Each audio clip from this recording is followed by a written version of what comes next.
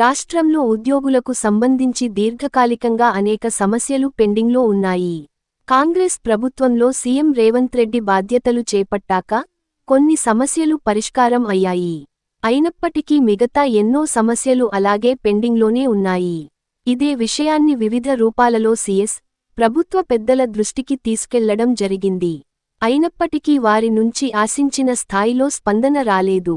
దీంతో పెండింగ్లో ఉన్న సమస్యలను పరిష్కరించాలని, న్యాయబద్ధమైన డిమాండ్లను వెంటనే అమలు చేయాలని తెలంగాణ ఉద్యోగుల JAC chairman Lachireddy, secretary general Rajasekhar పిలుపు మేరకు రాష్ట్ర వ్యాప్తంగా భోజన విరామ సమయంలో డివిజన్, మండల కేంద్రాలలో తహశీల్దార్లకు వినతిపత్రాలను ఇవ్వడం జరిగింది.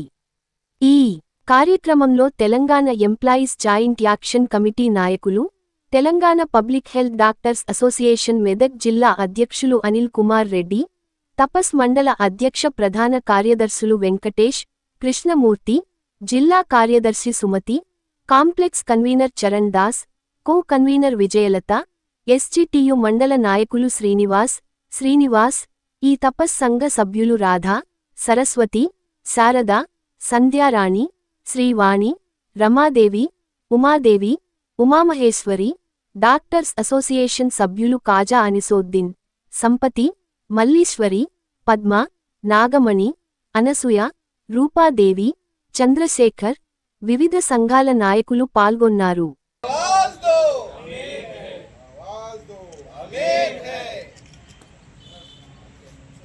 జేఏసీ ఆధ్వర్యంలో, ఉద్యోగ ఉపాధ్యాయ సంఘాల ఆధ్వర్యంలో మరి ఈరోజు జరుగుతున్నటువంటి నిరసనకు మధ్యాహ్న సమయంలో నిరసనకు గాను మరి ప్రభుత్వం ఇవ్వాల్సినటువంటి పెండింగ్ డిఏలను మరియు వెంటనే పీఆర్సీని రిపోర్ట్ తీసుకొని అమలు చేసి జూన్ 2 లోపల మాకు పీఆర్సీ ఇవ్వాల్సిందిగా ప్రభుత్వాన్ని కోరుచున్నాము, డిమాండ్ చేస్తున్నాము.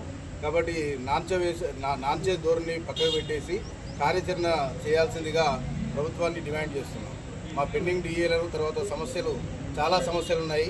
తర్వాత పీఆర్సీ, పెండింగ్ పీఆర్సీని అన్నింటినీ కూడా హెల్త్ కార్డ్స్ విషయం కూడా మరి హెల్త్ కార్డ్స్ కూడా తొందరగా ఇష్యూ చేయాల్సిందిగా ప్రభుత్వానికి మేము సిపిఎస్ను రద్దు చేసి మరి ఓపీఎస్ను పునరుద్ధరించాల్సిందిగా మరియు 317 జీవో దాన్ని కూడా సమస్యను కూడా న్యాయం జరిగే విధంగా చేయాల్సిందిగా ప్రభుత్వాన్ని డిమాండ్ చేస్తాం.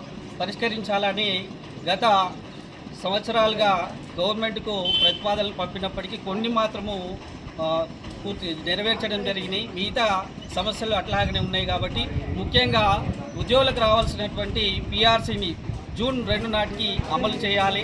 తర్వాత రిటైర్మెంట్ ప్రకటించినటువంటి ఉపాధ్యాయుల బెనిఫిట్స్ను వెంటనే విడుదల చేయాలి.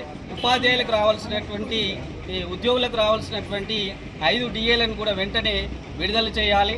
అట్లనే అవుట్సోర్సింగ్ ఉద్యోగులందరికీ కూడా ఒక ఉద్యోగ భద్రత కల్పించాలి.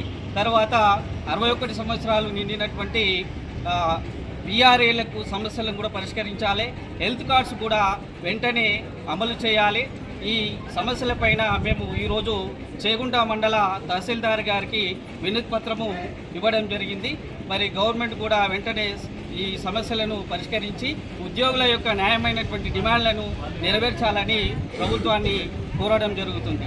ఉద్యోగ ఉపాధ్యాయుల ఐక్యత!